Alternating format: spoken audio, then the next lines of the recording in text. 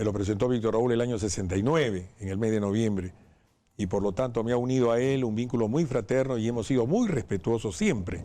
E inclusive cuando yo he tenido alguna discrepancia, siempre le manifesté a él personalmente y mis puntos de vista. He mantenido una relación cordial hasta el último momento. Pero yo entiendo que el capítulo Alan García concluyó y que ahora lo que nos interesa a nosotros es ver cómo logramos que el aprismo resurja, ¿no? Sin necesidad de ya tocar el tema. Alan García, él mismo ha escogido quién lo va a juzgar, la historia. Primero lo ha juzgado Dios, ¿no es cierto? Y la historia, que la historia se encargue de juzgarlo. Nosotros lo que tenemos que hacer es ver qué hacemos ahora. Y yo creo que hay tres temas fundamentales, si me permite. Primero, tiene que haber una reafirmación doctrinaria e ideológica, porque nosotros somos un partido de principios. Y Haya de la Torre señaló una ruta hacia la revolución social. No voy a extenderme, en otra ocasión podríamos hablar cuáles son los puntos fundamentales de Haya de la Torre que están vigentes o que por lo menos actualizándolos tienen vigencia. Luego, un segundo punto es la organización del partido, porque nosotros somos un partido organizado. En cualquier lugar del Perú tú encuentras un comité aprista. Quizás los compañeros se pelean todo el año, pero el 22 de febrero se reúnen para recordar a Haya de la Torre. La organización del APRA es increíble, inclusive lo ha demostrado con el funeral de Alan. Han venido compañeros no solamente de Lima, de provincias. Miren la trágica muerte de 8 compañeros que venían de Piura. O sea, hay un sentimiento, hay una mística, hay una fe. Eso es el único partido del Perú que tiene eso, somos nosotros. Pero el tercer tema, que para mí es fundamental, es la línea moral.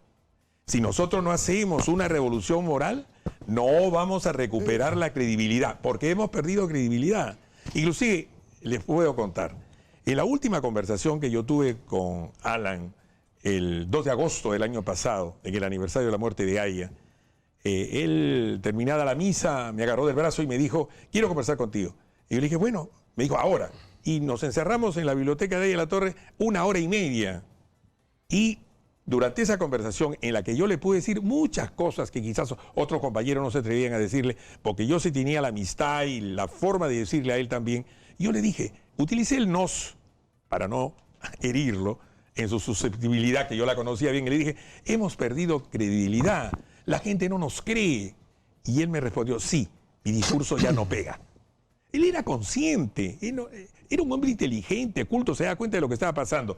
Pero obviamente tenía estos problemas, ¿no?, de judiciales y esta satanización que hubo de su personalidad durante 30 años. Entonces, hay que entender, claro, pero, ¿no?, a este hombre, pero la revolución moral se tiene que cumplir. De acuerdo que hay una controversia con respecto a Alan, esto se va a resolver. Ustedes conocen cuál es la opinión que yo tengo. Hace poco incluso he recordado uno de los casos emblemáticos que tenía que ver precisamente con el tren.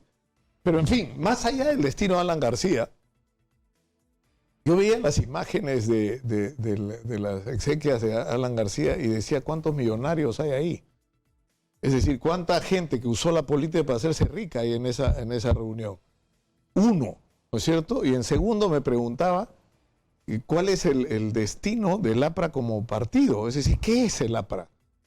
O sea, ¿es un partido de la clase media, un partido revolucionario, o es el mejor ejecutor del programa neoliberal que inventó el Movimiento Libertad en el Perú con Vargas Llosa a la cabeza, que aplicó mal Fujimori y que el mejor aplicador fue Alan García? Es decir, es que son interrogantes absolutamente legítimas. Me has hecho recordar aquello que decían de Haya de la Torre, lo que dijo Rosselló, ¿no?, el conservador que el Perú necesita. Y nosotros sí entendíamos que Haya de la Torre era un hombre de la izquierda democrática. Eso es lo que somos. O sea, volver a los principios es fundamental. Eso yo creo lo más importante. Pero eso de que tú has visto ricos en el día del funeral, habían algunos, obviamente, ¿no? No me toca a mí señalar. Pero más allá de Alan. La mayoría. O sea, la mayoría pero si Alan mismo está diciendo, hay ratas en el partido que han aprovechado mis espaldas. O sea, sí. La lista va a crecer. Pero vamos a ir a la pausa y vamos a continuar con esta conversación. Están en los estudios Exitosa Carlos Roca, dirigente histórico del APRA, y Renzo Ibáñez, dirigente juvenil del Partido Aprista Peruano. Con ellos volvemos tras la pausa.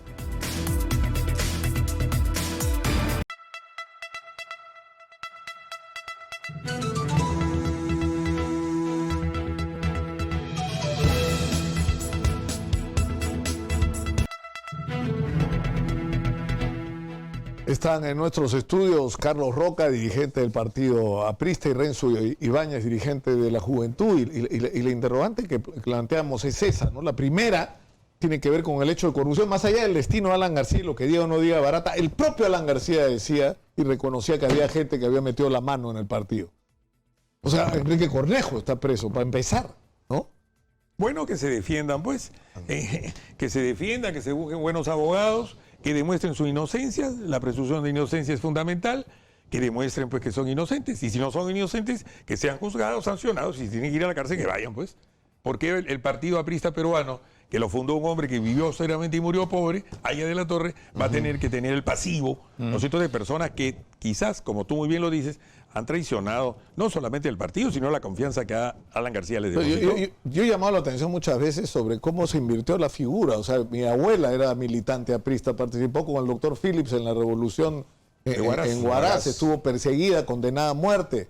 Y es una historia heroica de gente que fue presa, que además ir preso era casi como una condecoración, ¿no? Una señal de honor.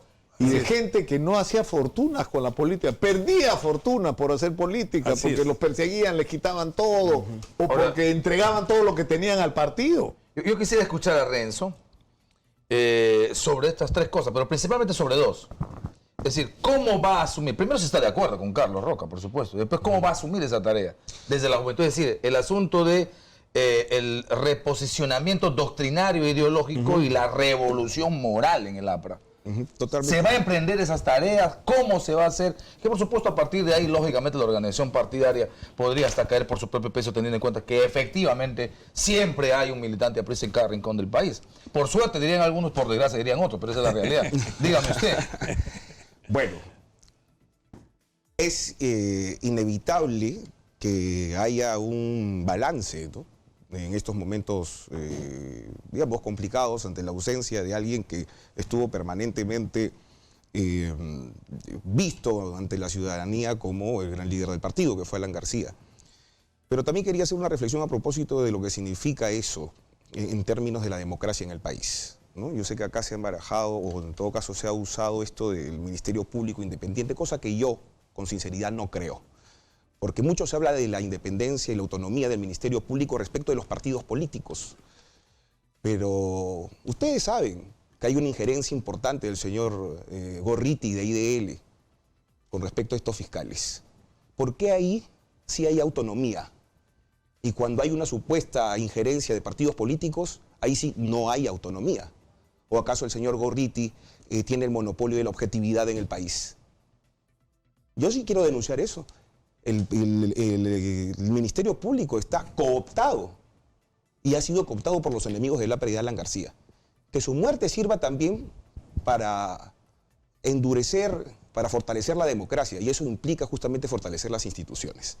Creo que el APRA debe dar una lección al país para construir una democracia sobre la base de instituciones poderosas que permitan durante años se acusó al APRA precisamente de eso, de haber cooptado el poder, el Ministerio Público del Poder Judicial, ¿no? Acusaciones, pero en realidad el Poder Judicial y el Ministerio Público no deberían estar cooptados por nadie. Y lamentablemente tenemos... Totalmente, por nadie, ni el señor Gorriti ni ningún partido político. Y eso la gente lo tiene que saber. Y además, hay otra cosa. Yo creo que mucho se ha hablado en estos años sobre la derechización del partido, pero ni las ideas ni las organizaciones están sobre la base de las nubes, está sobre la base de la realidad. Gobernar es un ejercicio muy complicado en un país que no tiene partidos políticos, donde lo único que pervive en el tiempo ha sido justamente un partido que lo fundara Aya de la Torre, mártires con sangre, con sudor, con lágrimas, con sufrimiento y con un enorme compromiso en el futuro. Y eso creo que es lo importante que hay que rescatar en términos de comunicarlo mejor. Y es cierto, los políticos en el país hoy, más que nunca, están odiados, pero porque existe una ola y una lógica, ¿no?, antipolítica que ciertos sectores han ido sosteniendo en el tiempo también. Ustedes han visto cómo se han manejado las redes sociales en el país. Ustedes han visto cómo ha salido, cómo se ha corrido el velo de lo que somos y la crueldad y la especulación. Una cosa que es una locura, un hecho que es una locura es que se esté discutiendo si Alan García está muerto o no está muerto. Claro, o sea, me parece absurdo que eso se esté discutiendo, ¿no? Sí, claro. Pero ya, digamos, más allá de la mala fe de algunos, el nivel de desconfianza en la clase política es tan grande que hay gente que toma esa información, si no por cierta, por lo menos como posible. Es decir, la gente piensa que los políticos son capaces de cualquier cosa. Ahora, eso me parece que es así, disculpa Carlos, eso me parece que es así de siempre. O sea, digamos, ha habido una desconfianza natural en la política, incluso lo ves porque el APRA, que se constituye en 1930 como organización, no tuvo un interlocutor digamos, válido, orgánico. No hay el gran partido de derecha que hubiéramos esperado todos los peruanos, o el gran partido de izquierda unificado que nos hubiera permitido conversar, dialogar, generar acuerdos en el futuro. Lo único que teníamos era el APRA y todo lo que hemos sufrido, y lo que sufrió Aya de la Torre en vida, que fue justamente sindicado, que fue acusado injustamente. Igual también ha pasado con nosotros, con la organización y por supuesto con el presidente. Y por eso en el futuro es importante que los apristas salgamos con un mensaje de unidad, pensando justamente en reivindicar las grandes obras que se han hecho en nuestro gobierno, porque estamos hablando de alguien que ha gobernado 2 veces el país. Ahora, y un partido. ¿Cuál sería el mejor escenario para el APRA al terminar el Congreso de octubre? ¿Qué se esperaría de cara al país y de cara a la historia? Bueno, yo creo fundamentalmente, como muy bien lo ha dicho Renzo, que es necesario, ¿no?, un reencontrarnos, ¿no es cierto?, con el pueblo, con la ciudadanía. Tenemos una gran oportunidad. El 25, 26, 27 de octubre tenemos que elegir una nueva constitución.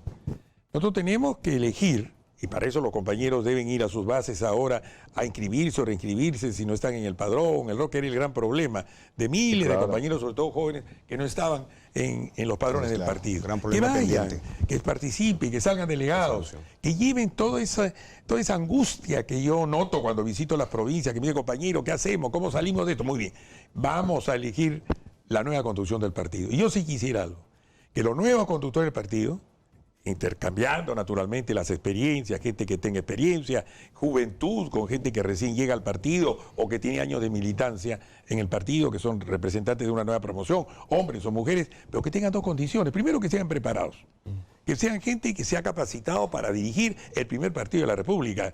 Ahí en la Torre decía, el APRA no es una chalupa, no es un caballito de totora, decía, es un transatlántico, es un acorazado. Bueno, necesitamos grandes conductores. Bueno, vamos a... ¿Y quién va a ser el almirante futuro? No, Federico Dantón, que se ha inscrito a los 14 años en el partido. Bueno, pero están las instancias también juveniles, ahí está la JAP, que lo queremos mucho, era el engreído del presidente, no hay problema. Pero no, pues vamos a hablar en serio, ¿no es cierto? Entonces, y luego el tema moral. Preparado, capaz, pero honesto, honrado. Claro, pero por eso, Carlos, tú dices que la justicia se haga cargo, y el problema es que no solo la justicia tiene que hacer cargo. O sea, si tú has construido un partido que ha significado sacrificio, deportaciones, cárcel, muerte, porque ha habido muchos apristas que han muerto en estas décadas de historia. Es decir, no hay derecho de que haya gente, y lo digo por mi propia familia. Yo no soy aprista, tú sabes, yo soy un militante de la izquierda y lamento profundamente que nunca la izquierda y el APRA se pudieran encontrar. Ahora de viejo, entiendo que eso fue un gran error. Pero lo que digo es, yo lo he visto, yo he visto a esta gente, que era una adoración, la foto de Aya de la Torre en la mesa. La nueva religión. Escúchame, era un riesgo tener la foto de Aya de la Torre en la mesa central de tu casa. Y eso era lo que ellos tenían. Para Sarita de Víctor Raúl. Sarita era mi abuela, Sara María, ¿no? Entonces, no hay derecho que gente se haya enriquecido una vez que llegó al poder y quien primero debería juzgarlo es ese propio partido. Totalmente de acuerdo. Mira, yo te voy a entregar un plan de reconstrucción del partido que yo quise presentar en el último congreso y que no lo pude hacer. Pero aquí hay un punto muy claro. Y mira, esta es una cosa de hace 2 años. Moralización contra la corrupción y acción social para reconciliarnos con el pueblo. Recuperar la imagen de honestidad que siempre tuvo nuestro partido, deslindando con toda forma de corrupción, no permitiendo que los valores éticos que deben orientar nuestro comportamiento se naturalicen bajo el falso argumento de una presunta fraternidad que nos hace cómplices de los delitos cometidos por quienes traicionaron la línea moral señalada por Aya de la Torre, que vivió austeramente y murió pobre, dando ejemplo de lo que debe ser un verdadero revolucionario. Esa es la tarea. Yo no voy a entrar en complicidad con los corruptos. Y si hay, sancionarlos. Y doble sanción, como decía Aya de la Torre. Aya de la Torre decía doble sanción, porque es un hombre que ha delinquido, pero porque ha traicionado la confianza del pueblo aprista. Creo que en eso estamos de acuerdo todos. Totalmente de acuerdo, pero quisiera hacer una cosa, una acotación. Yo no milito en un partido de corruptos, ni Carlos. Así es. Si han habido corruptos, están en la marginalidad. Y quisiera que me nombres uno a quien tú crees que nosotros mereceríamos, o merecería en todo caso, que lo votemos, lo expulsemos? Uno. ¿Quiénes están? Ahorita empieza a reventar. Sí, pues, pero ahorita por eso, empieza. pero hay que ir trabajando conjuntamente con las instituciones que pueden, que velan justamente por la justicia en el país. Para eso está la democracia. Pero yo no milito en un partido de corruptos. Se lo quiero decir a la gente. No militamos en un partido de corruptos, militamos en un partido glorioso, en un partido con un sacrificio enorme de muchísimos años. Yo tengo 36 años. ¿No sería mejor Tengo empezar casi por una 20 años de autocrítica? aprista y cargo sobre mis espaldas, con mucho honor y mucho orgullo como Carlos, casi 100 años de historia. Este no es un partido de corruptos. A veces Renzo, habla mucho pero- de la corrupción pero y con la esto gente, termino. la gente Sí, pues, dice lo contrario. Pero la gente puede y la decir verdad es que muchas quizá cosas. empecemos mejor o sería bueno empezar por una Querido Manuel, autocrítica. querido Manuel, en el totalmente de asunto acuerdo, de- pero acá ya se ha dicho mucho y se para diciendo cada rato. Pero también falta decir algunas cosas. No lo somos. Y justamente por eso me parece indispensable que la gente entienda que también ha habido mucho condicionamiento mediático, también ha habido mucho antiaprismo, también ha habido mucha sevicia. Claro, contra- pero tú te contra das cuenta, nosotros. Renzo, te das cuenta, Y- me voy a y- permitir la licencia de tutearte, pero tú te das cuenta No, por favor. que eso es lo que quieren, es decir, involucrar al partido en la defensa gente que no tiene cómo justificar. O sea, lo de Nava es muy serio, son Sí, 4 sí, muy millones bien, y que medio de responda, dólares. que Lo de responda. Enrique Sí, Cornejo así es es. muy serio y Muy era bien, parte que del responda. Y partido está en la cuando cárcel hizo lo ahora, que en hizo. cárcel en prisión ¿No preliminar. es cierto? Y es más, Jorge del Castillo, que un día era mi presidente del Consejo de Ministros y al día siguiente era consultor del Grupo México. ¿Y qué cosa es el Grupo México? El dueño de la Sauder. Y su socio era Hidalgo, que era el ministro del Interior que iba a meterle bala a los manifestantes. O sea, un día eres funcionario público que sirve los intereses de la empresa y al día siguiente trabajas para esa empresa. Bueno, pero estamos hablando Esas son justamente cosas de- inadmisibles. Estamos hablando justamente de una renovación. Yo creo que en este momento, y voy a ser duro en este sentido, el presidente Alan García, por su cabeza, o en todo caso, hay una bala que traspasó su genia cabeza, pero que no lo mató a él, mató a sus enemigos. Pero también hay que entender algo, en segundo lugar, que si él, con esta suerte de jubilación trágica que se ha hecho autoeliminándose, no lleva a un análisis de quienes están en este momento dirigiendo el partido o que tienen una responsabilidad y que la han tenido por muchos años y que tienen que ser conscientes que tienen que dar un paso al costado. Porque incluso ha habido todo un discurso nacional para que justamente den un paso al costado y por eso estamos ahora viviendo, o lo que vamos a ver el 2021 con la no reelección congresal. Entonces creo Claro, que es porque necesario que ellos escúchame, entiendan yo veía- que hoy día O sea, te das necesitamos nueva cuenta de gente. las cosas que están nuevas acusando a cosas. Javier Velázquez que o sea, Dios mío. Por O eso, sea, Bueno, ¿qué es de lo que acusaciones, pero están también está el hablando? Poder Judicial. Y en ese Sí, sentido- pero la limpieza, pues, como También, dices, por oye, supuesto. manito, ponte al costado, Así es. defiéndete, Así es. sabes que Claro. tienes un partido, Y que el nosotros- día que estés limpio te vamos a volver a Así es, abrazar, así es, pero tu totalmente. destino personal no puede manchar el APRA. Totalmente de Eso debe ser acuerdo. clarísimo. Pero así si no, es. la gente no les va a creer. Así También es, es una cosa totalmente de acuerdo. clarísima. pero ¿no? claro, tú Totalmente de tienes que acuerdo. entender también algo, que quizás estos temas internos los tratamos dentro del Así partido, es. ¿no es cierto? No creas que nosotros no vamos a ser muy severos y fuertes, pero cuando estamos en los medios de comunicación La fraternidad. tratamos de mantener eso que siempre ha sido para nosotros fundamental, la fraternidad. Muy bien. Pero no se olviden, vamos a pelear. Claro Los que sí. veteranos como yo y los de la nueva promoción como Renzo, vamos a pelear porque esa imagen del APRA desaparezca. Muchas gracias Muchas gracias, muy estar con gentil nosotros. ambos. Nos queda pendiente solo la discusión programática, o sea, cuál es el país que pretendemos construir, ¿no es cierto? Básico. Y yo me reitero en que el segundo gobierno, o sea, el primer gobierno de García fue un gobierno, digamos, izquierdista, pero maltrecho. de la banca, acuérdate, Maltrecho, Nicolás. pero el segundo gobierno fue el gobierno que aplicó la política neoliberal. Y eso no era el APRA, eso no ha sido un gobierno del APRA, pero ya les dejo eso como pendiente la provocación. discusión. Les dejo eso como provocación para una próxima reunión. Buen debate, Para un buen debate. próximo encuentro. ¿Es el APRA de derecha o de izquierda? Buen debate. Buen debate.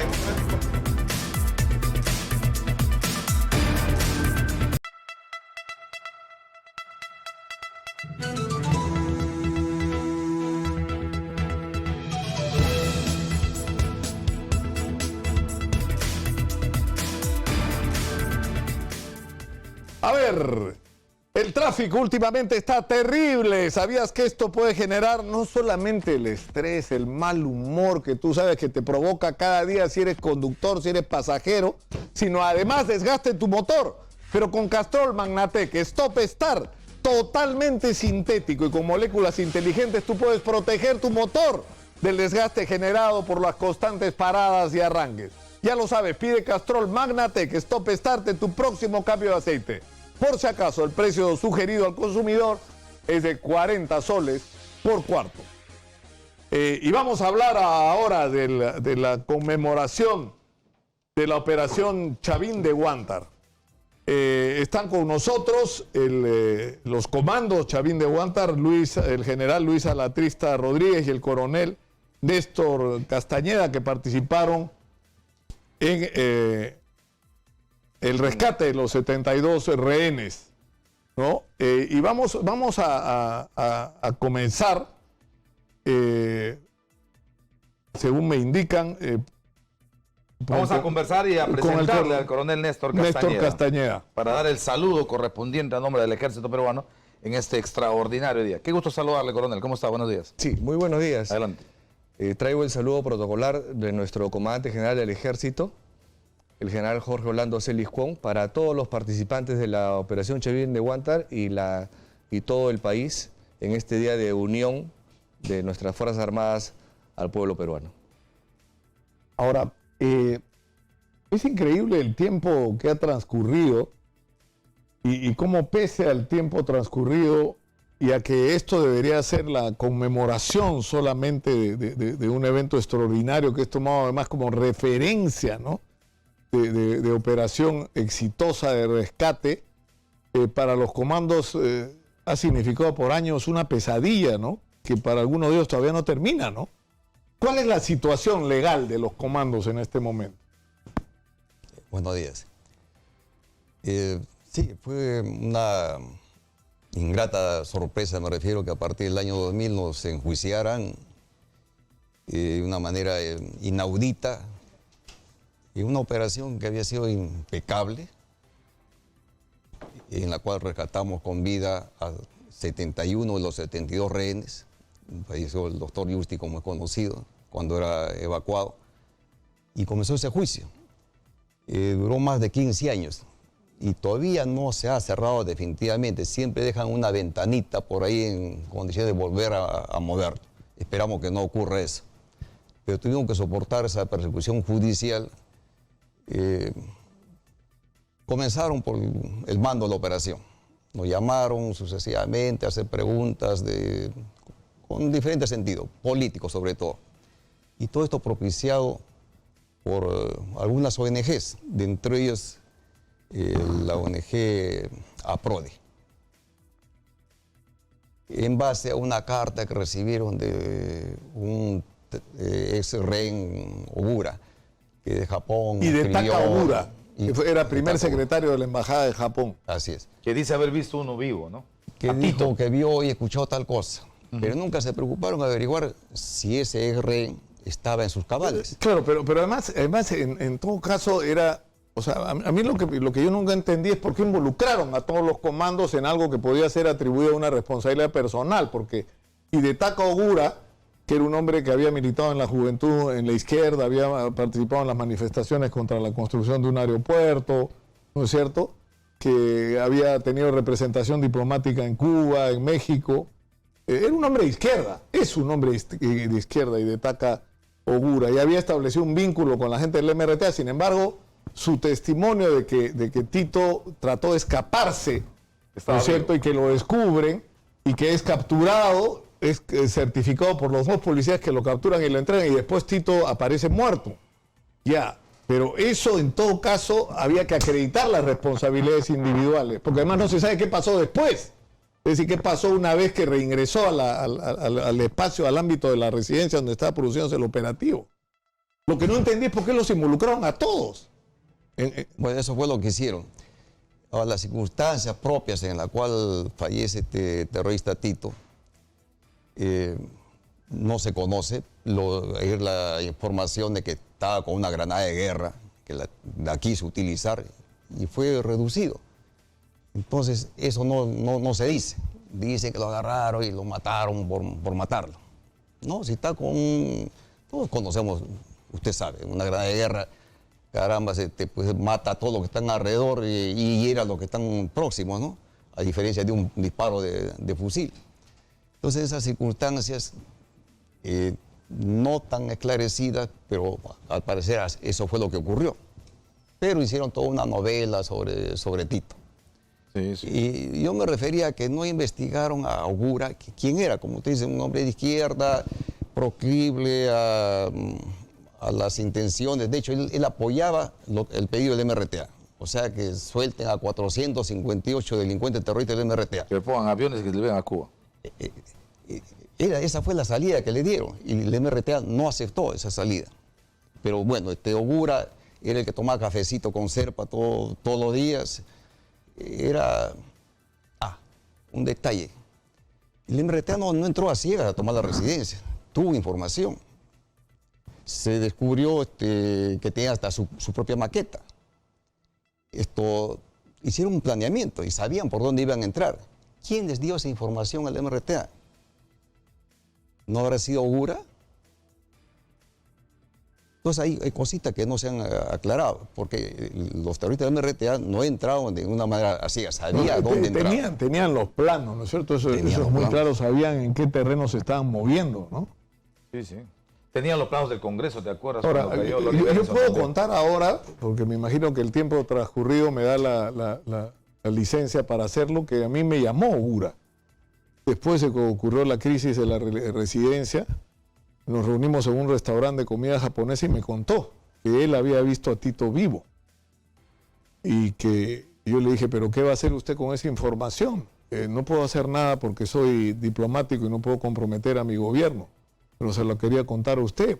Yo le digo, bueno, pero en todo caso es un incidente que hay que, ¿no es cierto?, aclarar, investigar y precisar, porque la operación de conjunto es una operación exitosa y manejada con, ¿no es cierto?, con corrección, pero él estaba muy perturbado en ese momento por la situación y no volvía a saber de él hasta años después cuando escribe el libro en el que cuenta la historia, ¿no? Pero, digamos, una historia donde no solamente sostiene que había sido Tito, sino que había habido como una especie de decisión de ejecución sistemática. Entonces uno es como que se sale del contexto, ¿no? Porque...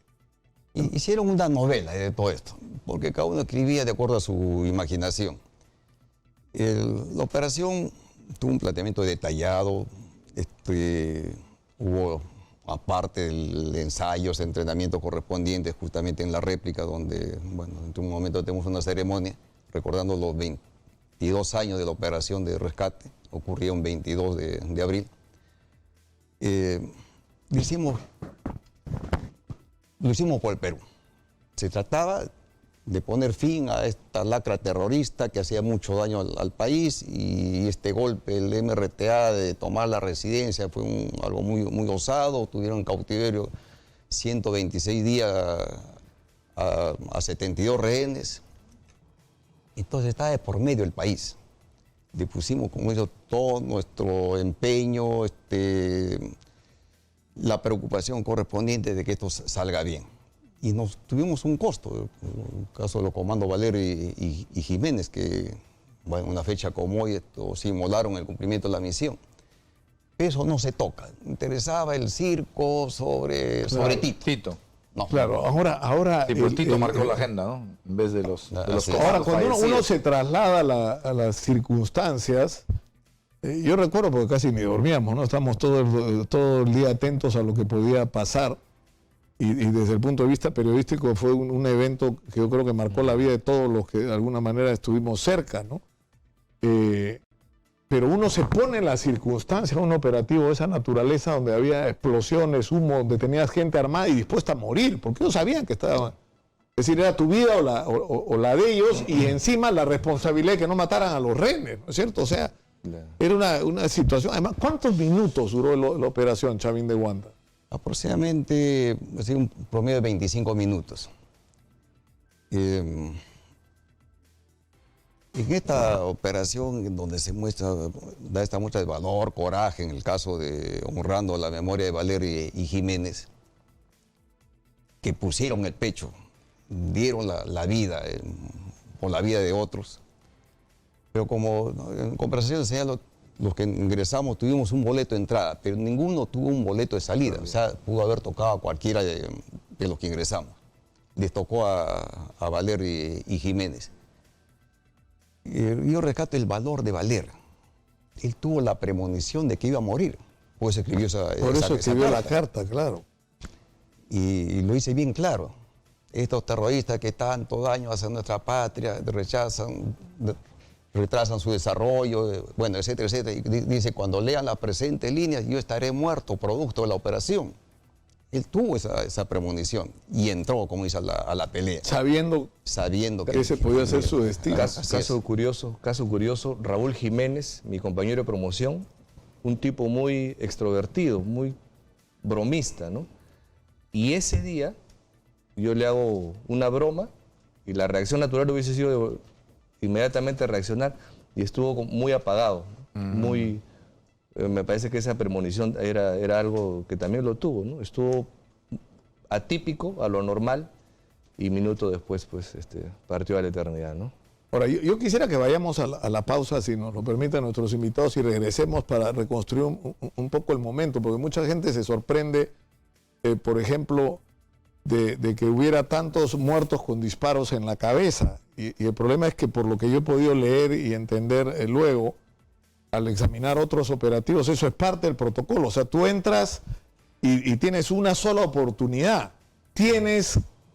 O sea, o te matan a ti o lo matas tú a él, y el disparo tiene que ser en la cabeza. O sea, no hay otro lugar donde disparar para tener la certeza de que vas a terminar con la posibilidad de que en este caso el secuestrador, el terrorista, te haga daño a ti o haga daño a los rehenes. Vamos a hablar de eso tras la pausa, si nos lo permiten, y de algunos detalles de cómo se realizó esta operación Chavín de Huántar. Antes de la pausa, un mensaje de nuestro auspiciador. ¿Necesitas recargar tus pilas por tanta chamba? Tranquilo, te dejamos esta canción para que no te detengas. Solicita tu crédito y ponte pilas con Caja Trujillo, la caja de los emprendedores pilas.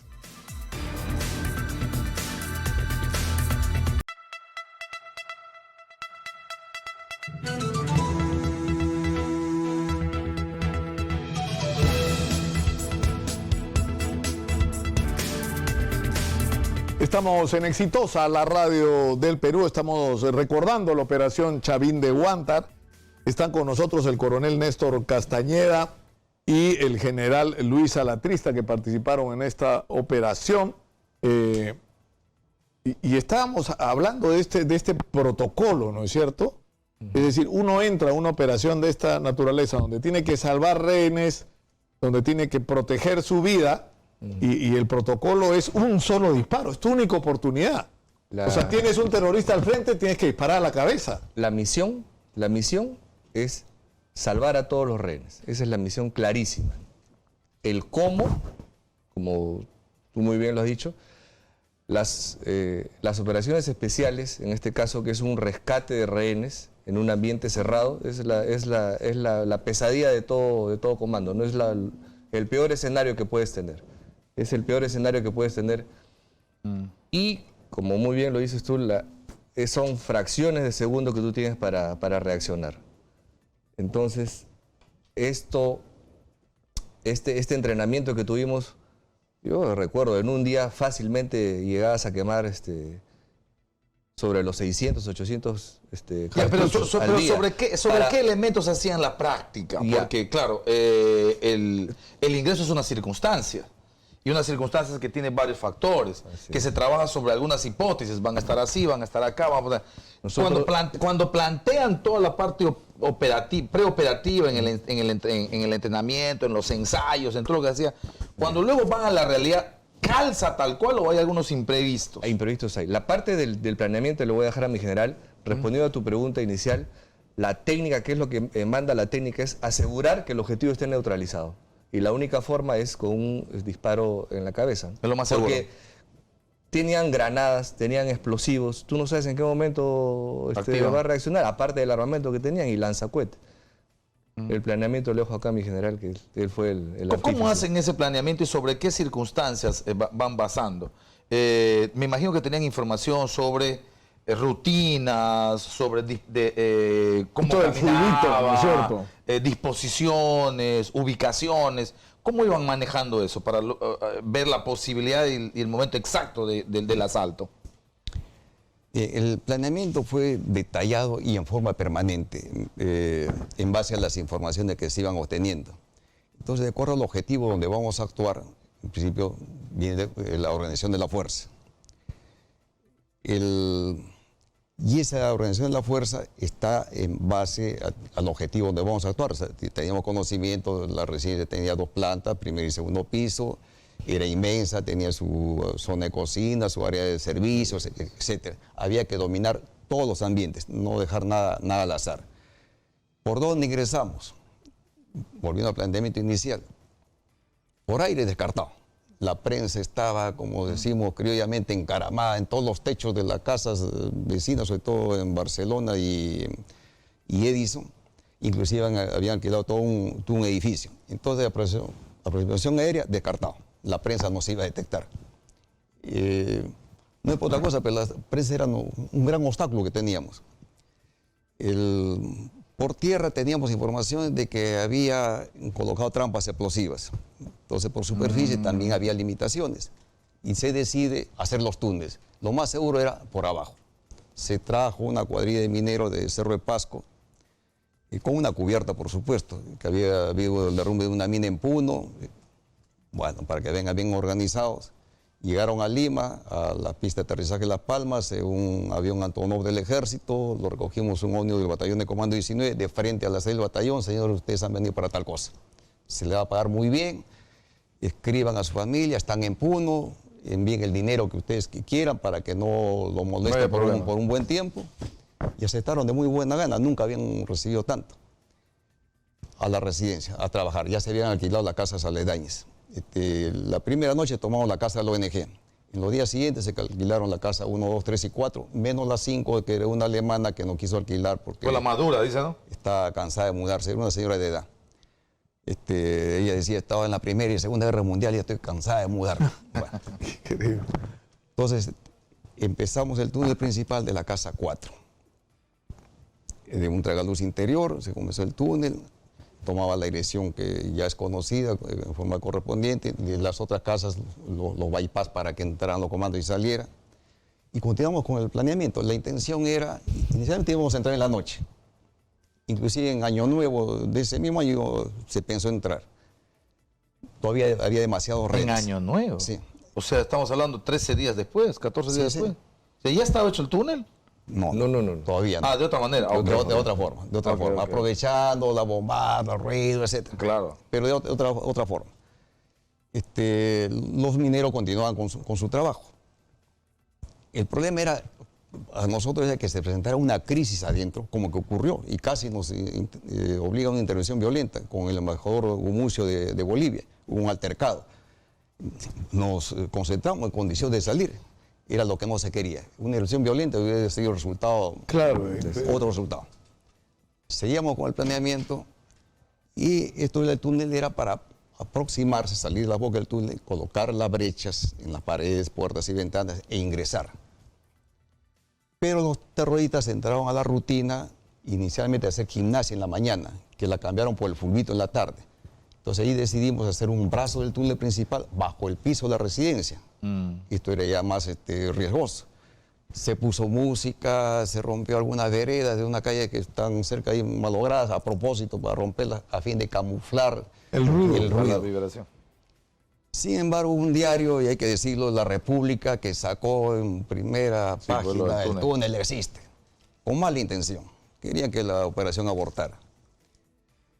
Bueno, pese a ello continuamos, pero había reajuste también, los terroristas se enteraron, por supuesto, y tenían su informante, había un informante de la Cruz Roja, un extranjero que fue expulsado, porque le lleva información fresca a los ¿Mini? terroristas. ¿Puede ser Mini? No, Mini era otra cosa. Entonces los terroristas ya tenían la mayor parte de rehenes en el segundo piso.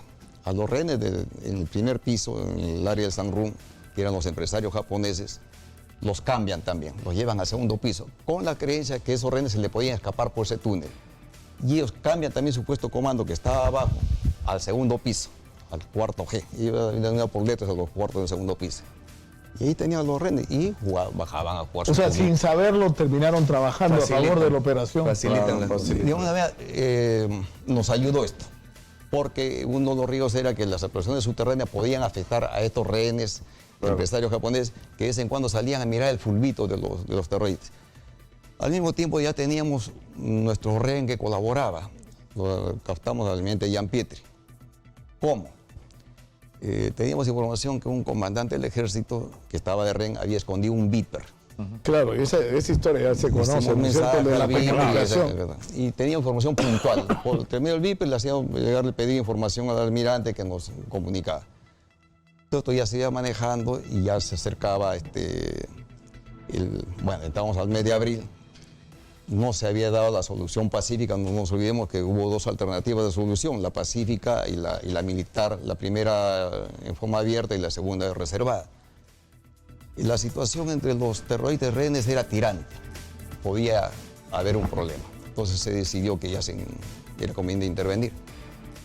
Y ahí vienen los hechos que estamos recordando. Que ya, el día que ya 22, conocemos, ¿no? y así como acabo de nombrar la participación del Comando Valder, no quiero olvidar otro detalle que también nombró el Comando Castañeda sobre su promoción, el Comando Jiménez. Yo estaba jefe, en esa época era coronel jefe del batallón de Comando 19. Al día siguiente, la toma de resistencia por los terroristas, que fue el 17 de diciembre del 96, al día siguiente, el 18, reúno a mis oficiales, comandos y suboficial de comando. Y ya están enterados de lo que ha pasado anoche.